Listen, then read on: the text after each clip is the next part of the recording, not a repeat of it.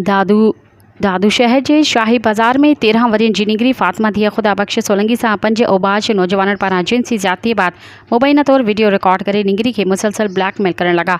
अड़े वाक़े खां पोइ निगरी पंहिंजे वालिद खुदा बख्श सोलंगी सां दादू ए सेक्शन थाने ते पहुची 4 नौजवानों खिलाफ दादू ए सेक्शन थाने ते रिपोर्ट दाख़िल कराए छॾी। इन मौके ते निगरी जे वालिद साफ़िन खे ॿुधायो त ग़रीब आहियां, न्याणी शहर में दुकान तां ख़ैरात वठी घर जो गाॾो हलाईंदी आहे।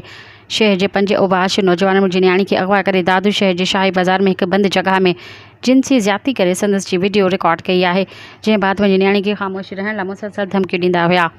धीअ जे रिकॉर्ड कयल वीडियो ॾिसी करे दादू ए सेक्शन थाने ते इंसाफ़ लाइ पहुतो आहियां।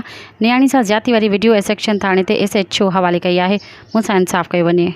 मज़ीद ख़बरन ऐं तफ़सीलात लाइ विज़िट कयो असांजी वेबसाइट www.awamiNewsHD.com ऐं ॾिसंदा रहो अवामी न्यूज़ HD।